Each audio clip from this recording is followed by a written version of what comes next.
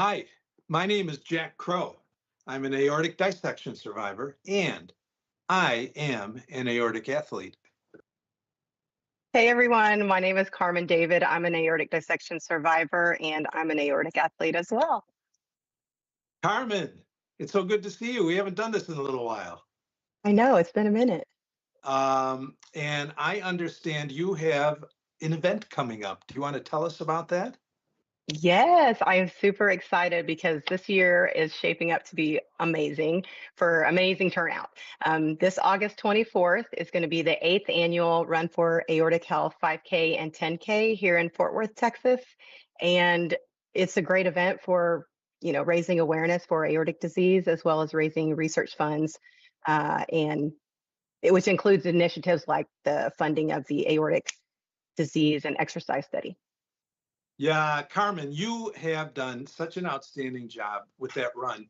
Takes, kudos to you, but also just the fundraising. And I understand from personal experience that people like me can even participate virtually. How does that work?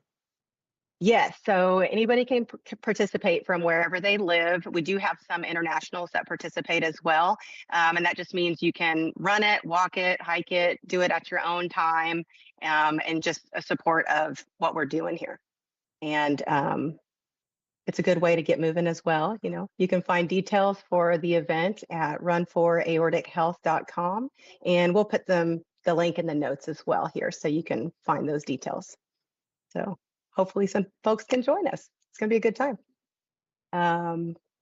Speaking of exercise though, Jack, what have you been up to this summer? My summer vacation in June, I did something that I hadn't done since before I dissected 3 years ago and had 2 open heart surgeries. I rode my bike from Chicago, where I live, through the entire state of Wisconsin and to my cabin in the Upper Peninsula of Michigan, 440 miles over 6 days. Wow, that is amazing, and that's a lot. Did your cardiologist know about that? Yeah. Consent. I get my cardiologist to consent.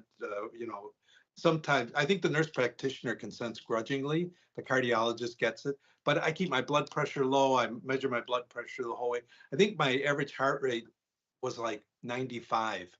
So it's super easy. It's all really, really low base. So, but it was really nice to get out on the bike, after all we've been through, and get out there and exercise. Yeah, that is awesome, Jack. I'm like amazed at that because I don't think I could ever do that much. But as a reminder to all too, that everybody with aortic disease is different. So everybody just needs to make sure that they run their plans, their exercise plan, and develop with their doctor, with their cardiologist. Right, because at Aortic Athletes, we follow the science. And that means we're not cowboys. We're not out there doing things that we shouldn't be doing. And, there's some important benchmarks that we always emphasize. Our friends, Dr. Siddharth Prakash, who Carmen has supported with the exercise study, he always emphasized keeping that resting blood pressure below 120/80, getting your regular CTs and echocardiograms so you know that your aorta is stable. What am I leaving out, Carmen? And also he uses this thing MET, it's like a 1 to 10. He would say keeping it moderate, and by that he would mean able to carry on a conversation during the middle of it, which I could do on my entire bike ride, by the way. I never got, kind of really high out there. Different people with different forms of aortic disease can do different things. So we want everybody to really check with their cardiologist. And Carmen, one more thing. I don't know if you can see my shirt. I was just about to ask. Looks good. Where can we get one of those? We've got the shirts. Joshua will put a link in the notes down below. It says, "Don't quit, adapt," our motto on the back. And buy one of our shirts and be aortic athlete proud. I've seen some people posting a couple of pictures showing their shirt while they're hiking or biking or pickleball. And they're like next to glaciers. They're climbing mountains. I mean, we have a very aggressive group of. So how long is that going on? How long is the sale going till? I think August 25th. the store stays open till August 25th, so you can order till then. You can get the baseball cap, you get the shirts, tank tops, all kinds of different things. So take a look at that. And Carmen, who is our guest today? Who is this young man on the line here? So this is Brian Morel. So he is from Los Angeles, and he was a veteran triathlete and endurance athlete prior to being diagnosed with aortic disease. He will be running the New York City Marathon this November as a part of Team Ritter, raising funds for the John Ritter Foundation. And Brian, welcome. Hi, guys. Thank you. Thank you, Carmen. Good to see you, Jack. Good to see you, Brian. Yeah, nice shirt. Got my order in. Good. Awesome. Well, Brian, let's start at the beginning. Can you tell us a little bit about your exercise life prior to being diagnosed with your aneurysm? Yeah, I'd love to. So I'd say my exercise life as it relates to endurance sports really started in around 2000, 2001. And I was living in San Francisco at the time, and a friend of mine was doing a triathlon with Team in Training, which, if you're not familiar, Team in Training organizes training for specific events, and they raise money for the Leukemia and Lymphoma Society. And I just like the idea of, kind of incorporating fundraising with a athletic endeavor. And I'd done a little bit of biking and running and swimming, but I'd never put them all together. And so she inspired me to sign up for that. And I trained for my first triathlon, which was in 2001. I did the Olympic distance Wildflower triathlon, which I believe, Jack, you know Wildflower. I did it. Yeah. So that was a race. It's unlike any other race. They call it the Woodstock of triathlon. Really fun kind of event where people camp out at, but it was a really major event. So anyway, it was super fun. And after that, I was hooked. I moved from San Francisco to Los Angeles right after that. And I signed up and joined the LA Tri Club, which is a really active triathlon club here in Los Angeles. And from then on, I just was super focused on it. I had, a great group of people to train with. The, LA Tri Club was very organized. We'd have speakers come in and talk to us about, races like Dave Scott, famous like Ironman triathletes, Dave Scott, who actually just had open heart surgery recently. Yeah, he did. And so, was just a really great experience. And from that point on, I was just super immersed. I raced, 10 plus races a year. I was doing running races. I was doing triathlons of all distances. I did several Ironman races and was super focused. I, had a coach. I, got, into the blood lactate testing and, just doing all the sort of, geeky stuff that you do as a triathlete. So it was a really pretty fun time. Around 2012, I kind of got a little burnt out on it. It was a lot. And then at that time, I started a new job, and that was just becoming pretty intense, kind of incorporating just all the training with work. And so I kind of dialed back the triathlon stuff and then just focused on running, and more specifically trail running, which I really enjoy doing. We have great hills to run in around here. And since 2012, I've mostly done trail races. I did a couple triathlons sprinkled in there, but mostly trail races. I did one ultra marathon right before COVID, a 50K. So, Brian, the vibe of trail running is a whole different world from the hoo-ha of Ironman and all that kind of stuff. And in LA, you have pretty easy access to some nice hill running, right? Yeah. Fortunately, within 20 minutes from where I live, I can be up in the Santa Monica Mountains, and it's just, from there you can run forever. So I feel so blessed to kind of have access to what we have. But yeah, you're right. The hoo-ha of triathlon is a really apt description, and I feel like it's gotten even more hoo-ha-ish in the days, and that's all good too. It kind of creates a lot of excitement. But I'd say trail running certainly has a pretty laid back vibe. You finish a race, there's often a beer garden, and it's just a really more of a intimate vibe. So it's a. But But tell us about, so you developed this sort of endurance mindset. So it was sort of, did it become normative or sort of normal to do these longer events, right? I mean, it was just kind of a lifestyle almost. It's funny because I distinctly remember before I got into triathlon, I remember I would run a lot living in San Francisco, and I remember running one time out towards the Golden Gate Bridge, and I was running with a friend, and I would think we were talking about marathons, and I said, I'm like, I don't ever see myself doing a marathon. This sounds so boring to me. You know, that was just kind of what I thought. I'm like, I don't think I'm pretty sure I could do it if I trained for it, but it just seems so boring. But to your point, I think it's sort of the environment of people that you hang out with. And once you start hanging out with people, and again, LA Tri Club, everybody that I was around had done, you know, dozens, if not more, races and Ironmans, and it just wasn't a thing. Like, honestly, it's like doing an Ironman race just kind of became not a big deal. And I always like say, don't go into triathlon saying, okay, I want to do an Ironman race and like kind of making that your focus. I always like say, get in, have fun. It's not about like, you know, just conquering that, you know, that mountain right away. Just try to love the sport. But it certainly is the case that when you're around everybody who's just kind of doing all these fun races and you want to just race and train with them, it just kind of becomes normal. You don't think that much of it. So yeah, it's a pretty apt view. Wow. Well, Brian, I was going to ask you about to tell us a little bit about your visit to your primary care doctor in 2020. Yeah, so that's where things they took a little bit of a shift. So in the end of 2020, I had a physical and went and saw my doctor. And during the physical, he did a EKG, and the EKG showed a little bit of an irregularity. And that then prompted him to want to do an ultrasound of my heart. And from the ultrasound, he said, oh, it looks like you might have a aneurysm.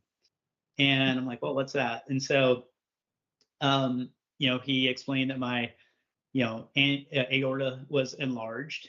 And he said that an ultrasound is not the most accurate way to size a aneurysm. So he said, you want to follow up and have a CT scan, which I did. And we confirmed that I had a 4.7 centimeter aneurysm on the aortic root.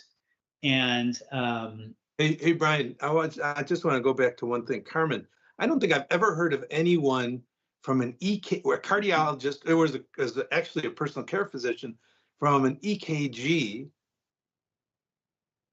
saying we need to do an echo.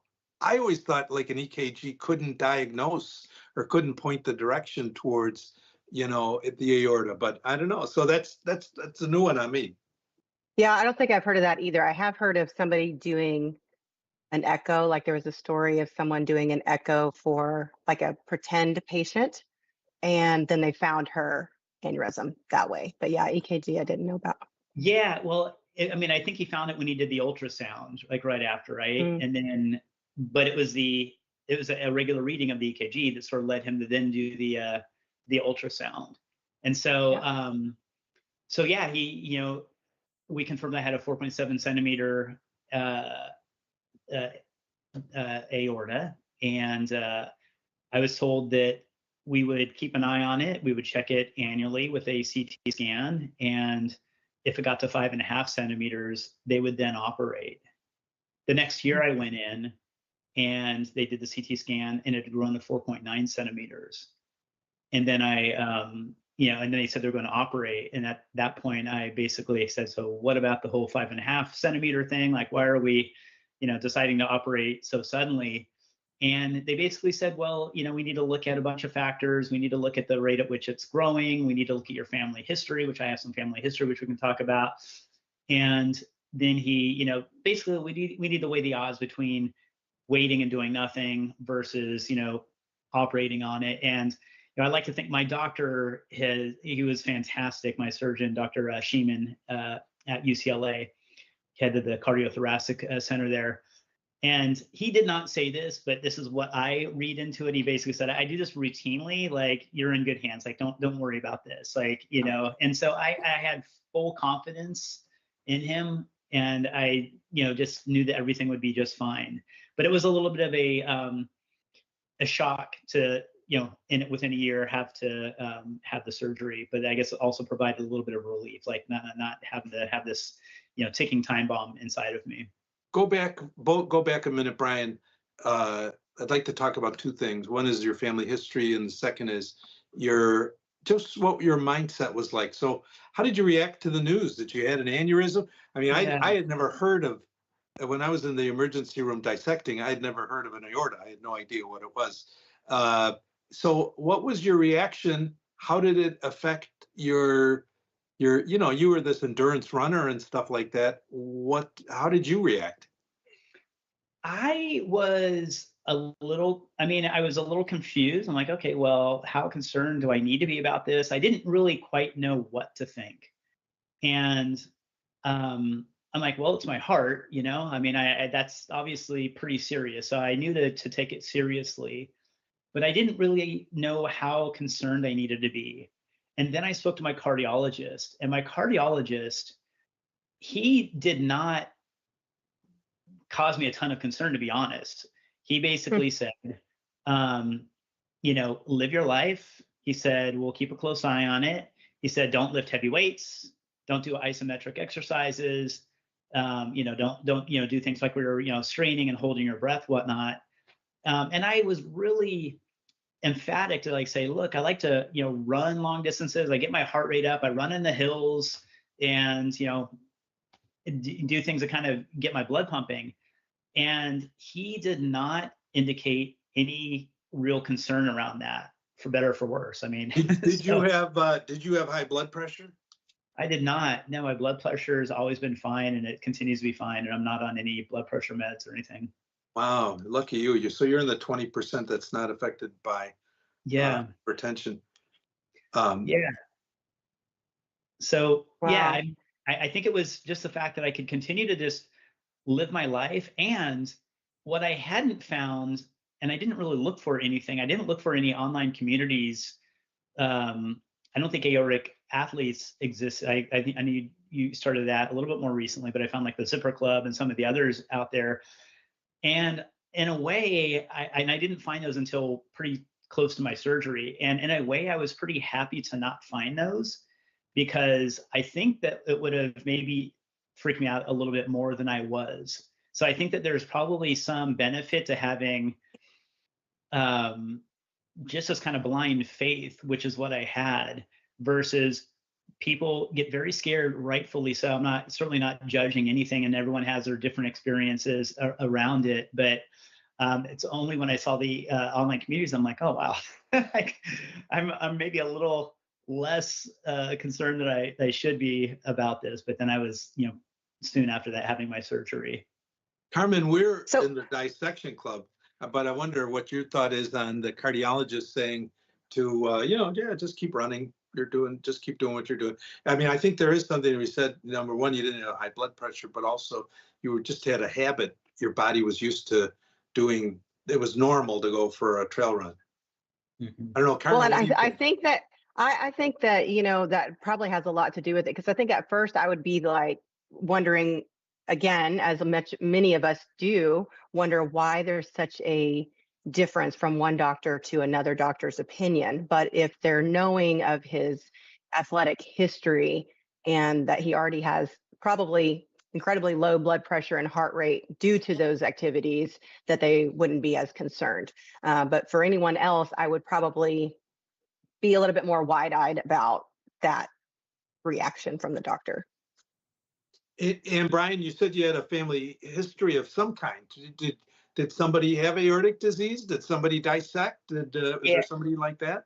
No dissection. Really quickly, to kind of add on to your last point, I will say though, during that period, that year where I knew that I had this aneurysm, I can't help but say that I think there was something always in the back of my head. It did kind of affect me a little bit mentally. I was always somewhat mindful, and I think I wanted to train for I'd done a 50K right before getting this diagnosis. I wanted to do a 50 miler. In between, COVID hit like right around that time.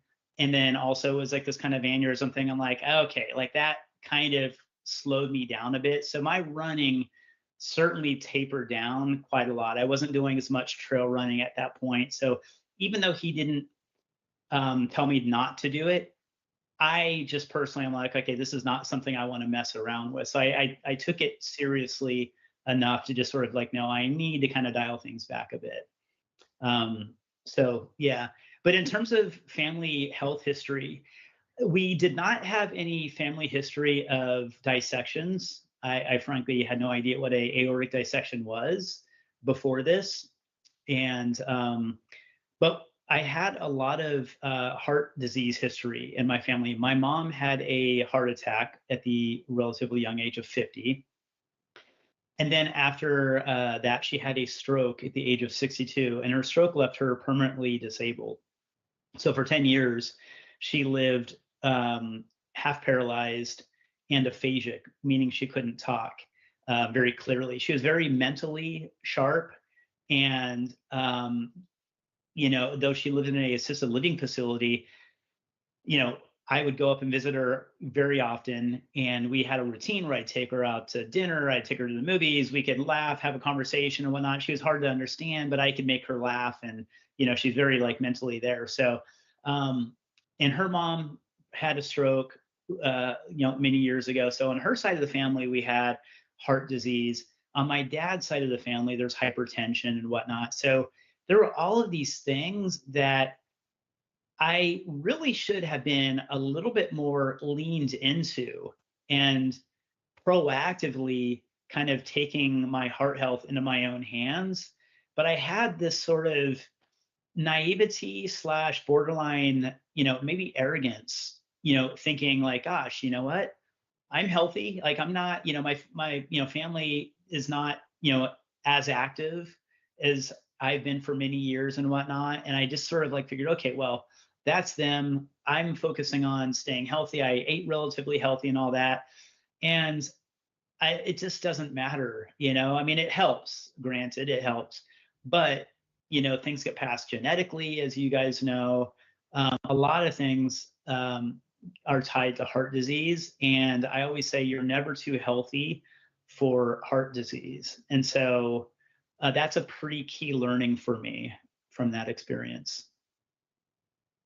Yeah, I actually tell people this a lot in the running community too, because as I started getting back to exercise and then hosting this race event, that, I'm talking to all the healthy, fit folks out there, and I'm always telling them that this still happens. Like I know people who are triathletes and Ironmen and doing marathons and all this stuff, and it still can happen to anybody. And it's important to know your family history and know, kind of just be aware about the conditions as well. Yeah, I mean, aneurysms, I've seen all sorts of things. I have a really good friend who passed away suddenly just weeks ago on a mountain bike ride, and this guy was incredibly fit. And so it's like this is not something that's, unfortunately not something that's uncommon. Unfortunately, people tend to ignore their heart health until something significant happens. And that is, I think that's the challenge. Like, how do you get people that otherwise seem very, healthy and or maybe like very busy with their careers? Like, how do you get them to care about their heart health? Yeah. So, yeah. I think there's a feeling of immortality, misplaced immortality amongst athletes. Guilty. Me too.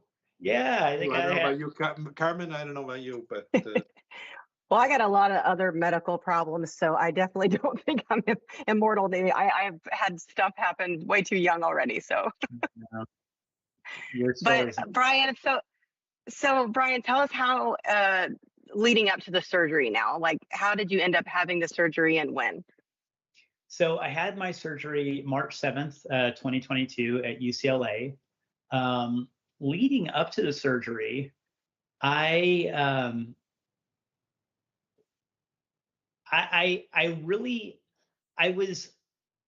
I was not that nervous, to be honest. I'm like, let's just get it done. Honestly, I tend to be pretty matter of fact about things, right? I tend to kind of go almost like in this like Zen-like state.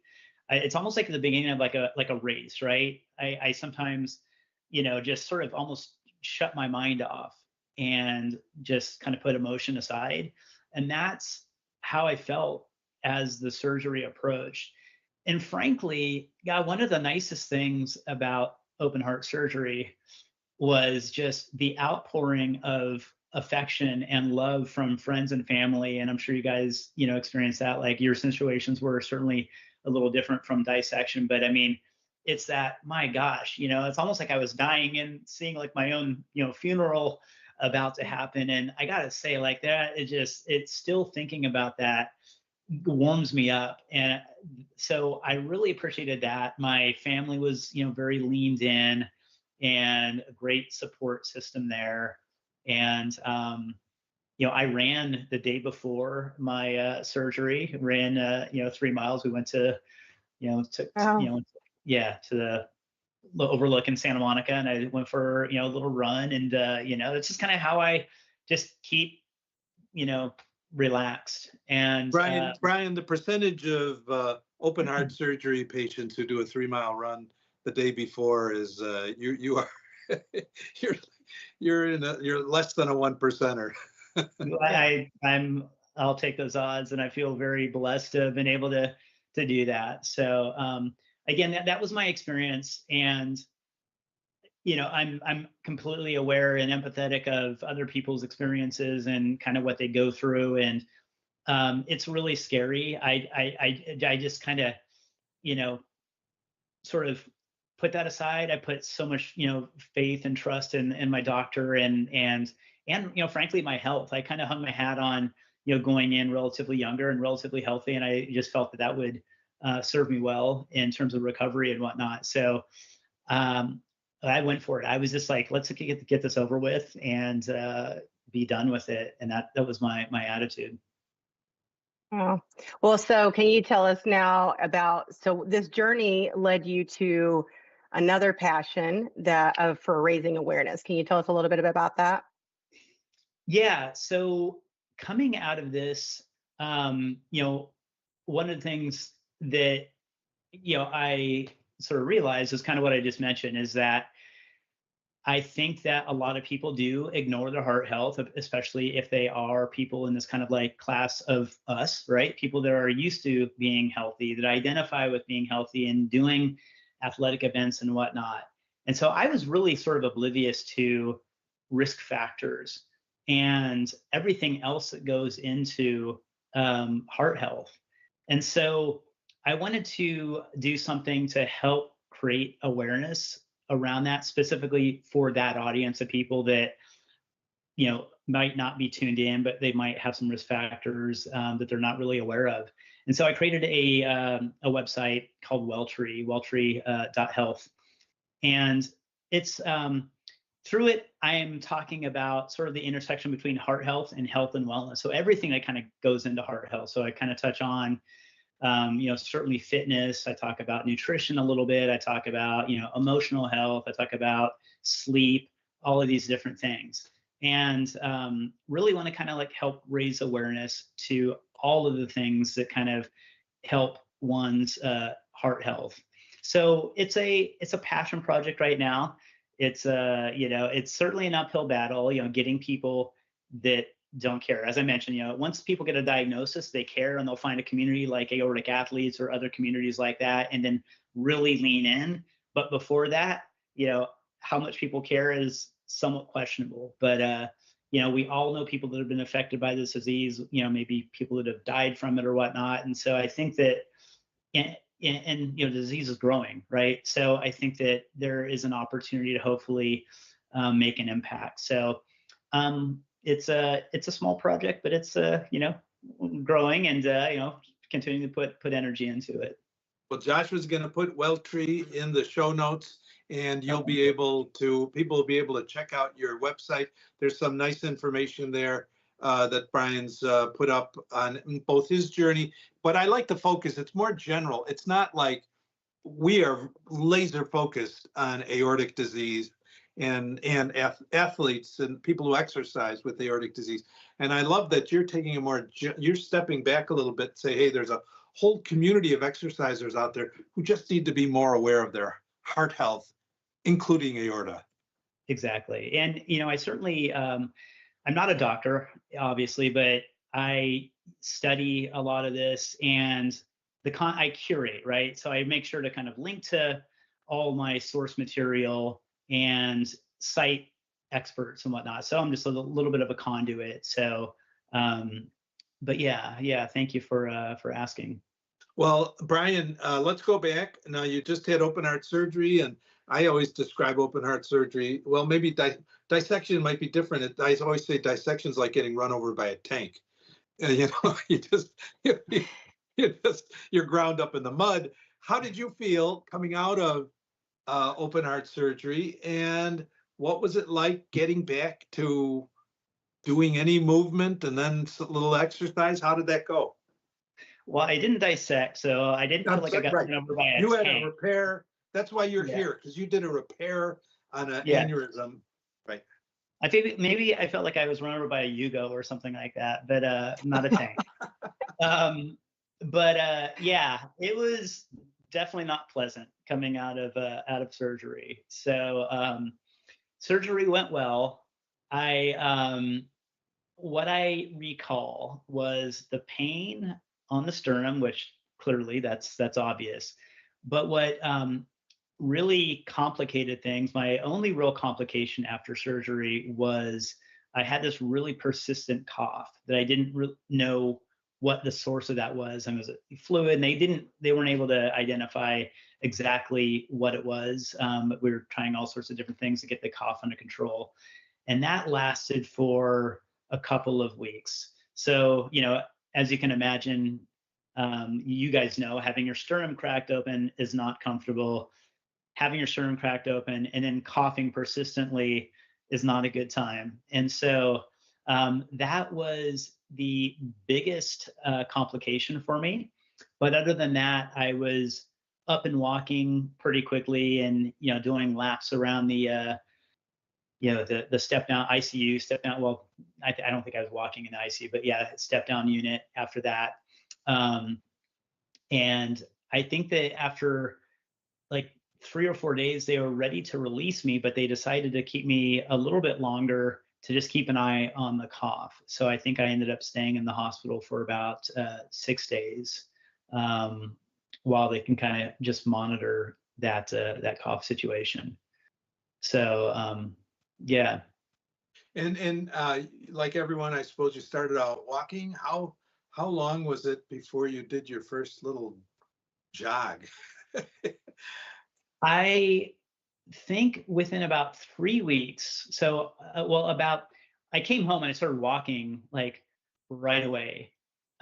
So I was home in about a week. I started just walking for, miles around my neighborhood. We can't drive at that point. So to the extent I needed to go somewhere, I would walk. I even used public transportation at one point. Just walked everywhere. So someone in LA used public transportation. I just wanted that was me. I just wanted to know that. Believe it. Yeah, I did that. So it's interesting. So I quickly started incorporating running into my walking. It would start with, maybe a couple 100 meters or whatnot. It took me about, I want to say about 3 or 4 weeks after I was home before I was able to run 3.5 miles, which is kind of like my sort of like short sort of loop without stopping. So yeah, in a few weeks I was running 3 miles. I mean, certainly at a slower pace. But I got back to running fairly quickly. Wow, that puts you in the 1% as well. Yeah, it did. Yeah, I felt pretty good about that. Wasn't doing a marathon. I wasn't like Brad training for training for Boston. No. Brad Way, who did the Boston Marathon 5 months post open heart surgery aneurysm repair. You weren't quite that crazy. He's an animal. Yeah, thankfully. So yeah, so the running came back pretty quickly. And again, I think that that's just for me, my mental coping, right? I just wanted to get back to normal as quickly as possible. And the great thing about running and athletics is you have kind of a marker. You kind of know what normal looks like and where you can be. And I didn't know if I'd be able to get back to pre-surgery health, right? I'm like, okay, I might not, I'm going to kind of just take it easy, do what I do, not push myself too hard, make sure I'm, keeping my cardiologists and doctors apprised of what I'm up to and whatnot, and to see what happens. And but you didn't dissect, thank God, and you didn't have exercise hypertension, and you didn't have high blood pressure.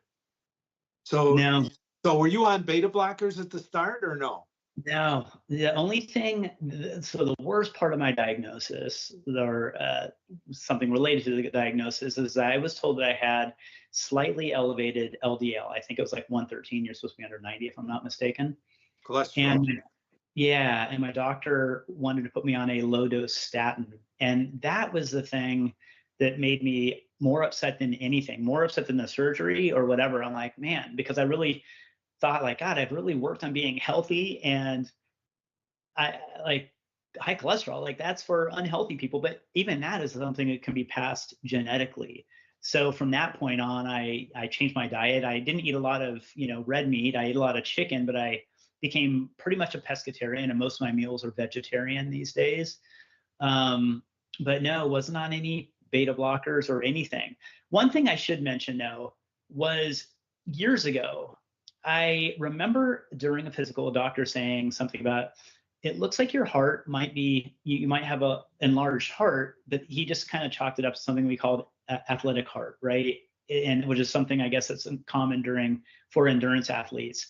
And so when I was diagnosed with the aneurysm, I was thinking about what my doctor told me, and I couldn't find any record of that. But I had been told that before, but my doctor who mentioned that, he just said, that's kind of a normal thing for people to do a lot of endurance sports. So it's not a big deal. We'll keep an eye on it. And I've never heard anything of it again. So that was the only kind of thing. So it made me wonder, like, gosh, this aneurysm, had that existed for many years, and had I been doing a lot of events with this, like, who knows, like how long that I was living with that. Hard to say. So, yeah. So then can you tell us, how did you come to start running for Team Ritter? How did you find Team Ritter? That's the John Ritter Foundation for Aortic Health. Yes. Well, I would like to thank Jack for opening that door to me. So I think, and Jack can probably, tell the story a little bit more. I'll give my version of it. But I mean, the John Ritter Foundation, Carmen, as you know, as you worked with them for a long time, does a really great job of raising awareness of aortic disease and raising money to support research and whatnot. And one of the things they do is organize a team to run the New York Marathon. And, we raise money as part of that effort. They hadn't typically allowed people that have had an aneurysm and gone through open heart surgery to participate in the team. I think that they, sort of relied more on, family or friends of aortic disease versus, we call that like FODs. Is that a thing? So they relied on the FODs to be a part of Team Ritter. I called them surrogate runners. Okay, surrogate. All right. Brian, you may not know this, but Carmen, tell your story about not running for Ritter in the New York Marathon. Oh, okay. So yeah, they never actually did allow that. When was it? I did the Flying Pig marathon relay one year. I think it was 18 or 19, but since the leg was only about 6 miles, it wasn't like a big deal like the marathon is. And then when I wanted to run the marathon and I was ready to run it, I probably just bit my own self on this, but I was like, I don't want to put it out there that everybody can do this, but I want to do this, and I've shown that I can. And they were very hesitant, but we had been already starting to do the exercise research, and so I understood. So I ended up just going with another charity but I ran with all my Ritter friends. And so there was like 6 people. We all ran together the marathon in 2021. And so essentially I was still running for Ritter. I just didn't officially run under Ritter that year. And then the research, and then the research was coming out. Some tidbits were coming out, and then they passed it off to Dr. Prakash, which at the time that I was going to run, he gave me the okay, but the foundation was still hesitant. And so the next year, then Jack got to run it, which was awesome. And I went to go watch Jack and meet him there. But yeah, I'm glad that it's coming along where those of us who can do it and are being monitored properly, and the doctor can give his okay to, allow us to do that, not just have surrogate runners anymore. So here we had Carmen turned down. Then she inspires me, and I push it a little harder with the John Ritter Foundation. And I was in Dr. Prakash's study, so that gave me a little street cred with the Ritter Foundation, because they like Dr. Prakash. He's on their board and everything. We think the world of both him and Ritter. And so I got to do it last November. And now, Brian, I understand that they appointed like a scientific team to actually come up with standards for letting people with aortic disease run the race. So what gauntlet did you have to go through? Oh, I felt like I was joining the FBI. Yeah. They just asked for a letter from my doctor. They wanted to see, some blood test results. They questioned some of my blood test results and whatnot. They really kind of did a pretty deep exploration. They wanted to understand my athletic history, how I was going to train for this. Is this my first marathon? Like, do I have a plan? Am I going to work with a coach? And all these, like kind of the gauntlet of things. And, it was a little like, all right, guys. But I also understand, this is not something you want to take lightly, especially when the consequences can be so severe. So I completely get it, and I frankly appreciate it.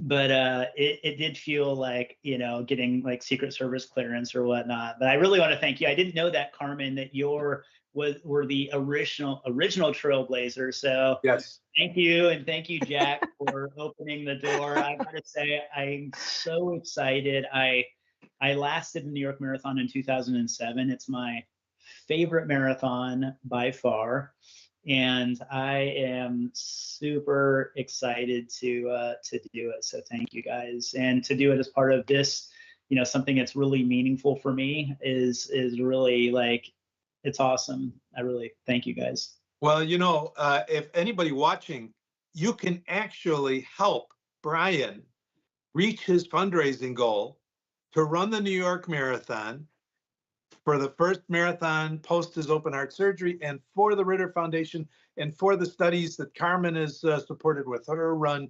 So we'll put in the link in the show notes, a link to Brian's page. Make a donation to him. Help him get to his goal of, what is it, $5,000 or something? Yeah, like that. 5,000 is the minimum goal. 5,000. Yeah. So that's a no-brainer. That's easy. But I'll tell you what, Brian, I think that my goal is that we are able to see someone from, like Carmen said, someone from our community run this every year, but the right person to run it, and at the right time, and with the right standards. And so, these things like your aortic disease, whatever happened to you, it's stable. You're non-aneurysmal. Your blood pressure's under control. You didn't just fall off a turnip truck and start running endurance events. So you've been building I know you as a good endurance athlete, you're building little by little by little. Where are you built up to now? The race is in November, so beginning of November. So what's your long run? Where are you at? Yeah, so I've been running very consistently, 35, 40 miles a week plus. Wow. I never did that. Oh, okay. Well, yeah, I'm like, all right, if I'm going to do it, I'm going to do it. So my longest run, I last Friday ran 16 miles. This week I'll run probably 17. We have 11 weeks to go. So I'll probably run 17 miles this week, then, maybe taper a little bit. it's kind of the balance between getting the miles on, managing injury and all that kind of stuff. But I feel pretty good about where things are right now, kind of given the time to the race. It'll be a Well, that's awesome. celebration. We're going to be your big cheerleaders. We're going to root you on, and hopefully we can tune in to watch you if we can't join in person over there. Nice. Well, join virtually. I'm going to be joining your virtual run too on the 24th? The 24th. Yeah. Awesome. I'm going to be Thank you. Like stars. I'm out in Fort Worth. We have this Team Ritter happy hour call every month, and a few of the team members are in Texas, and they're talking about like the heat down there and how they have to train at like 5 a.m. or something like that. Like, oh my gosh, that is really a tough situation. I really feel people that have to train in that heat. So yeah, and the humidity even today is just it's unbearable. August in Texas is not fun. Yeah, props to you guys. I would not be a runner. I'd probably be like playing video games or something like that. I don't know. I certainly wouldn't be doing this stuff. Well, and you'd be surprised how many people come out like on, these social runs. They have some social runs that they'll have a few hundred people on a Saturday morning in July and August, and people are just used to it who are, avid runners, and it's just not a big deal, which is why I wasn't too concerned about holding Run for Aortic Health in August, moving it up to August from September, because there's people out there every weekend, no matter the heat. So, Joshua, in another minute or two, we're going to come to see if there's any questions out there. So if anyone watching wants to write a question in the chat box, do so now. And hey, Brian, you mentioned Dave Scott. And, if in Ironman circles, Carmen, Dave Scott in the 80s was like the uber person in Ironman triathlon at Kona. He won it several times and stuff like that.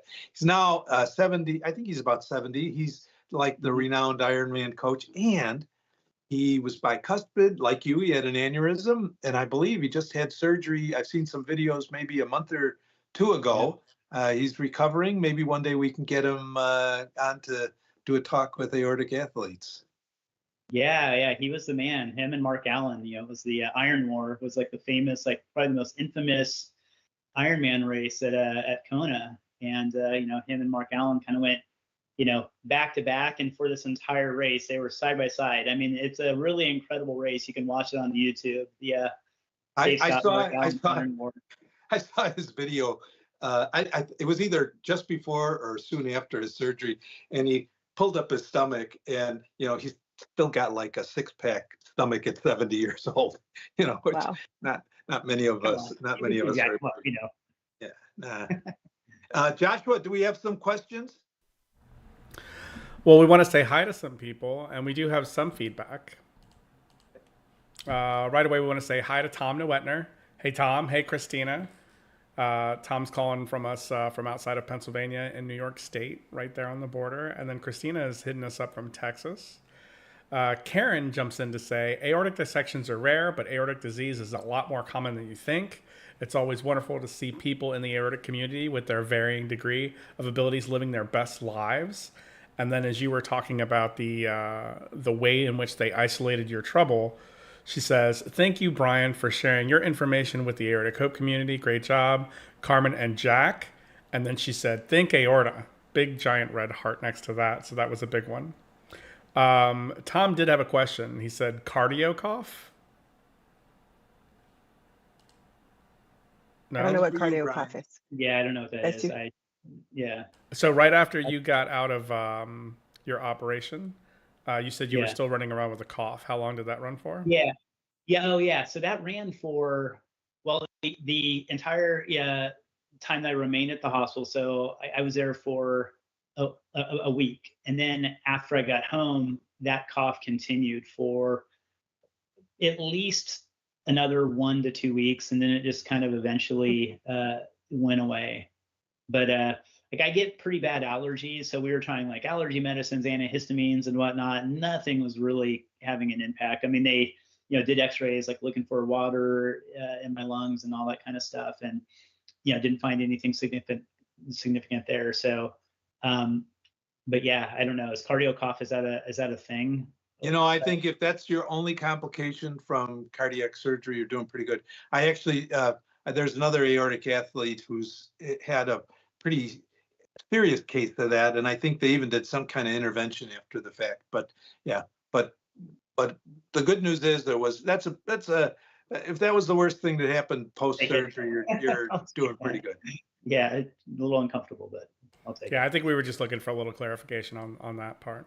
Yeah, thank you for asking. Yep. And Karen, I think Joshua, she had the statement about, I think, incidental findings. Yours, Brian, was an incidental finding. You weren't going in for anything related to this, and you had a really smart detective personal care physician who kind of teased out that you needed a echocardiogram, and kudos to that person. I say, yeah, I feel like I'm so lucky that all of these things that could have been missed, right? I could have easily not gone and had a physical just because, again, kind of back to that sort of like, I'm healthy, like, is this really necessary? It's like you're busy, you tend to just kind of ignore things that don't seem absolutely necessary. So that was a luck thing. The fact that he found this incidental thing and then he dug in more. And, it's like he could have had like a golf game to get to and could have been like, okay, we'll catch it next time, right? All of these things that could have gone wrong didn't go wrong. And we all know what the outcome could have been because you guys have, seen the almost worst part of it through a dissection. And I'm super fortunate that I didn't have to go through that. And so, yeah, I'm super, super fortunate having had all that luck on my side. And Brian, I think that's where your wellness tree initiative and your website that we want people to check out is important for, particularly I think for athletes. I hear so much of this Peloton. I'm a little skeptical, I have to say. Faster, harder, stronger, always faster, harder, stronger, always pushing, even if you're getting to be an old man like me. And I'm a little skeptical. I think it's kind of like an uncontrolled scientific experiment. Carmen, what do you think? I mean, I can't even match up to you two in general anyway with pushing and doing all these activities that you guys do. So I probably can't, I don't have a leg to stand on there. Well, I think you're right. I think it's just, blind pushing without understanding potential risk factors, because this happens more often than you'd like to think with athletes, endurance athletes, a lot, like, cardiac issues, cardiac arrests and whatnot. So I think just understanding your risk factors and having a proactive conversation with your doctor around heart health is something I think is really important. I created a document that you can find in WellTree, which is like 10 questions for a heart healthy conversation with your doctor. So it's like, here's 10 things, like, because, think about it, you have a physical, you typically get 15 minutes with your doctor.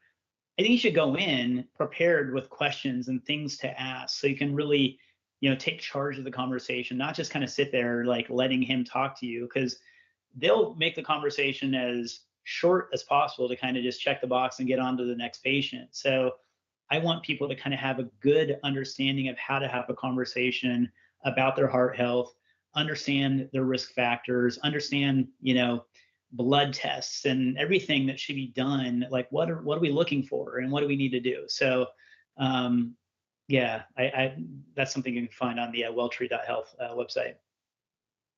We have a couple more. I agree. You need to kind of approach it a little cautiously. It's a team effort. It's a team effort between the patient and the doctor. Yeah. Totally. Thank you. Okay, we have some more feedback. Let's say hi to John Brenny and hi to Laura Higgins.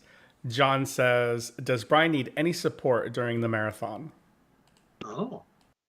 Well, I mean, certainly emotional support. I mean, if you want to donate to my fundraising, that support. But other than that, I mean, gosh, anybody who's in New York that kind of comes out and supports Team Ritter, that would be super, super fun and exciting to see. And, I don't take any of that for granted, but I don't think so. John, I mean, I think like marathons are so much support. You kind of, it's sort of a, it's on you to kind of get to the starting line and do all the training, and beyond that, it's like I think marathon is really like that's the payoff for all of the hard work that you do. So yeah, any support on the course is amazing, and even if the support is virtual, I will take that too. John Brenny, if you can get to New York, mile 18 is where the Team Ritter is out cheering. Amy Yazbek is there, John Ritter's wife, and it's a big party. Meredith O'Neill, the head of the Ritter Foundation, is there. It's a big party at mile 18. It's Brian, it's usually when we hit the wall, and I didn't hit the wall. I had no wall because I got so much energy and love from Team Ritter at mile 18. Broke through it. Awesome. Well, John and I are connected on Strava, and he gives me a lot of love there, and vice versa. So I appreciate that. Just the sentiment is meaningful to me. So thank you. Right on. And then from Laura, how did you manage your mental health from pre to post surgery, and what tools have worked for you for minimizing fear? So I really do a lot of like meditation. Like I've gotten deep into meditation and mindfulness. So that is something I make a really important part of my regular practice. So that's probably the main thing. I think of running in a lot of ways is a kind of a meditative experience. So, just exercise is good for my mental health, but meditation, I think, has really kind of done a lot to kind of bring some self-awareness around presence and allaying all the sort of like the noises that come up in your mind. So that is probably the main tool that I can kind of point to. I like to hear that. I really do. Yeah. So Tom Snowetner is asking about meds. I believe you said that you were no blood pressure medication. You want to give us a little rundown on that? Yeah, no blood pressure meds. The only med that I'm on is 20 milligram statin. And my LDL, I should know, I talked about it, was like slightly elevated.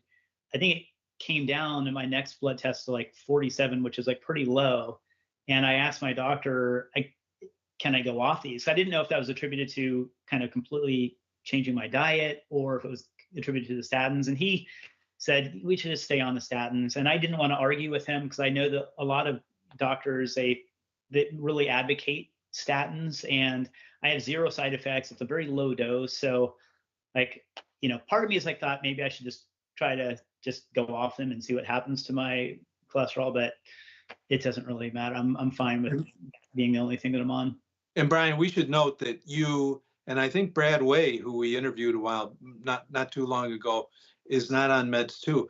We should note though that that's more the exception than the rule, because Dr. Prakash always says, Carmen, that 80% of people with aortic disease have hypertension and have blood pressure. And that's why, Dr. Prakash is so militant about us getting our blood pressure below 120/80. Even if from 130 to 120, he said the clinical trials show that it reduces the risk of dissection by 50%, keeping it at 120 and below 120 instead of below 130. So for most of us, the community at large most of us are on beta blockers.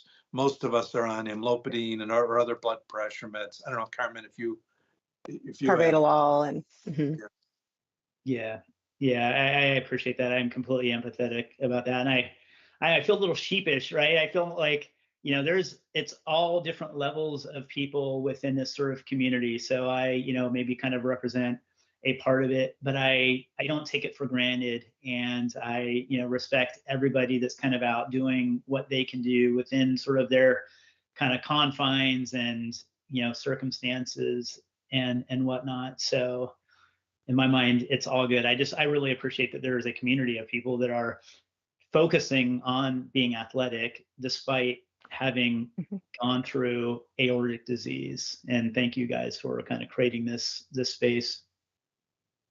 Right on. And we have we have you answered the question while he was typing it out, so this is pretty good. But L2 Brennan says, can you talk more about how to best monitor heart health plus family history for non-endurance athletes? Also, what other habits, practices are now routine for you, Brian? And then you answered all of those questions.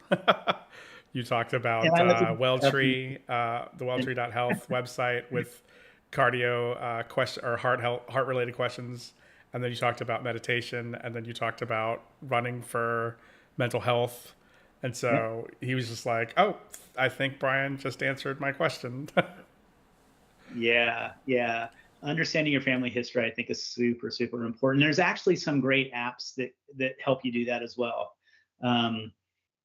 If you go to the App Store, there's some, really great apps where you can kind of log all your stuff. You can kind of reach out to your parents and have them kind of complete your other family members. So there's some really great resources out there to help with that. I'm a huge fan of trackers. Like I love the Apple Watch, and there's been countless stories about how the Apple Watch has helped save people's lives by detecting AFib and things that are outside of the aorta. But any kind of tool that you can kind of wear that helps you kind of stay on top of your heart health. Like I say, I track my blood pressure every morning and stay very aware. I'm very focused on getting good sleep because that helps with your heart health. Everything you can do to optimize heart health, I'm really all about. So. All right, and so that catches us up with chat. Thank you so much. Yeah, thank you so much, Brian, for being here and sharing your story and your whole journey with us. That's you do still have an incredible story. I mean, I know you said everybody's different in this community, but everybody has something to bring and some hope to bring to the community. So thank you. Thank you, Carmen, so much for everything you've done and your story and everything you guys do. It's so great. I really appreciate you guys. And don't forget to click like below. That'll get the video to more people. Put in a comment. That'll get the video to more people. We want people to hear Brian's story. Carmen's race, sign up virtually. Aortic Athletes t-shirts, order them online. You can help Brian Morel get to his goal of 5,000 if you got a couple of coins in your pocket that are, you're getting restless. And visit his website at welltree.health. Not .com. That's great. .health. Great. And Carmen, we'll do this again. Yeah, and everybody, just be sure to join us on Aortic Hope and on Aortic Athletes on Facebook as well. And stay tuned for some future interviews on exercise and aortic disease.